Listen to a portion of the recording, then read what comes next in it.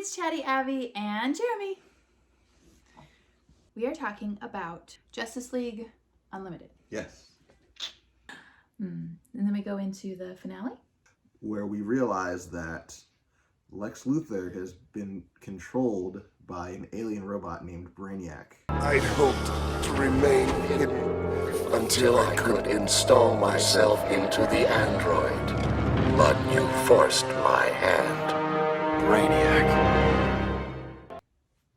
and it was very, very confusing when it happened for me, having not watched any of the previous ones.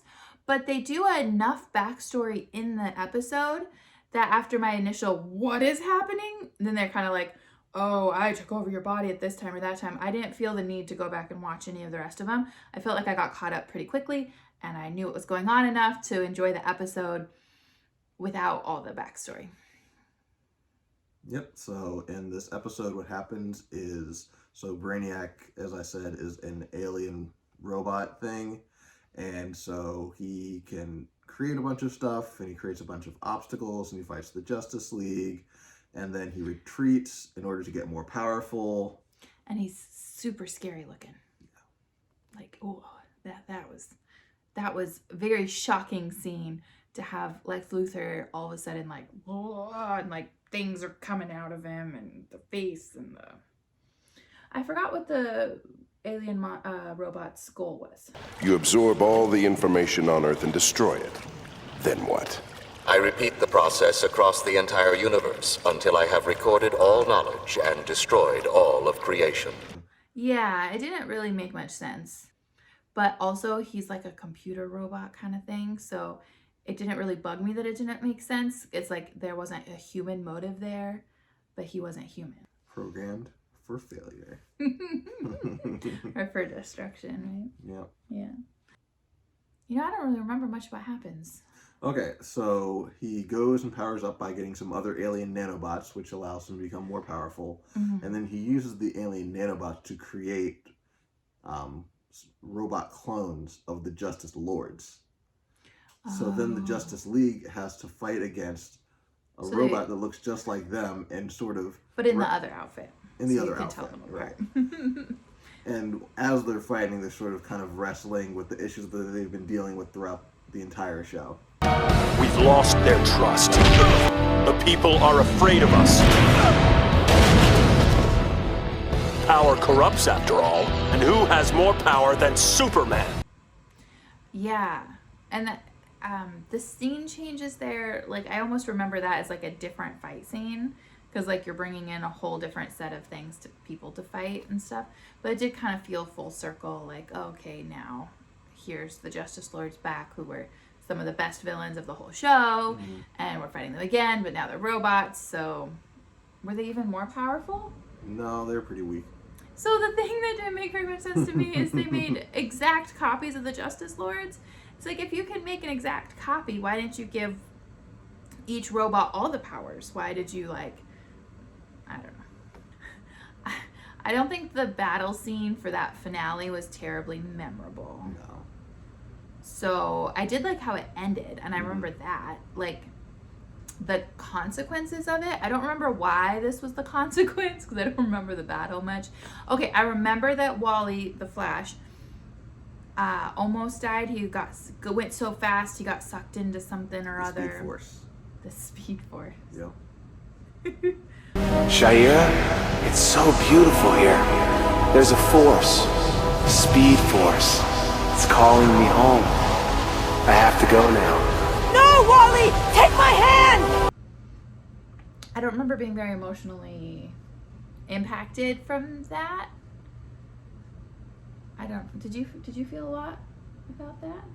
No. I guess I didn't ever really believe that he might die. Mm-hmm. So it wasn't terribly... Well, I did feel like he might die when Lex Luthor had a shotgun to his head. Looks like the question was right all along. I kill you, and then Armageddon. Right on schedule. No! You don't remember that? Huh? You don't really remember that? The shotgun? Yeah. No. Was I not paying attention right then? I mean, you don't need to notice it. It wasn't the reason I picked the episode. You know, I like to create my own conclusion for shows if I don't like the actual conclusion, and I felt like this show was a good conclusion because of the end sequence that Abby's about to talk about. So Superman realizes that it's not working and that he's a problem. And he decides to relinquish his power that's corrupting him. And that brings it all the way back, like full circle of like we've explored his dark side now for a while and seen him in different situations where it didn't go well. We've seen him as the Justice Lord Superman. We've seen a lot of different things that weren't exactly flattering. And then he's like, we're going to shut this all down. Let's just get rid of the whole system and blank slate. We're going to just, because it's not going a good direction. This is bad. This is the hardest thing I've ever had to say. I'm guilty. No one should ever be afraid of us. For that reason, we're decommissioning the watchtower. The energy weapon up there is already gone. We're taking down the station as well. And the whole audience is just kind of like, oh. When that's his solution. Because, like, that doesn't seem right either. It's like, well, but you guys are just saved the world again. You guys are, like, a vital part of protecting us from aliens that keep coming and trying to store all the data and delete the world. You know, like, these things happen. So who is it who's like, no, you guys shouldn't quit? Green Arrow. Green Arrow. We didn't watch any episodes that developed him, so I didn't really know why he mattered, but he did. And he was like, no, don't quit. Just stop being evil, basically. And that was really nice, because it's like, yeah. So then they established checks and balances and all the things I was ranting about earlier, like this is what it needs to keep from becoming a dictatorship.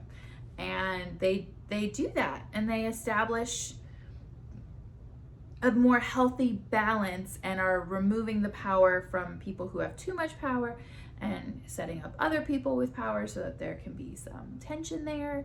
And it was a really great way to wrap the whole thing up. It felt like a very nice tidy bow on the whole season. And to give more reason why it's important that Green Arrow was the person that brought this up is because in some of the episodes I didn't show, mostly just because I don't like them. The reason why it's important that it's Green Arrow is because since the beginning of Justice League Unlimited, Green Arrow has kind of been opposed to the whole Justice League Unlimited idea, and he's sort of been feeling like the Justice League have too much power, and whenever the main Justice League members are making all these questionable decisions, he's sort of walking up and saying, no, you should not be doing that, and they just say, you're Green Arrow, leave us alone. We don't have hard evidence that they've committed any crimes. Oh, come on. You know they're dirty. Then maybe we should put more energy into proving it and less into acting like a bunch of hyperthyroid stormtroopers. I don't remember asking you for your opinion. No. How about when you guys hijacked me up here against my will and made me join this team? So to have Green Arrow actually support them and say, hey, I know I've been on your case this whole time, but don't quit. That wasn't my goal. It wasn't to make you quit. It was to just have you consider other things. You know, I might be opposing the things that you're doing. That's because those things were bad, not because I don't like you. Not because you're not necessary and needed and important. Yeah. He's like, I'm just your biggest critic. Yeah. I'm not saying don't do what you're doing. So I thought that was really sweet. Okay, well that's where we ended Justice League Unlimited. So we like that kind of ending, and that resolution's probably the best you can get, in our opinion, on that show. Or in Jeremy's opinion, since I haven't seen the others. Anyway, thanks for watching.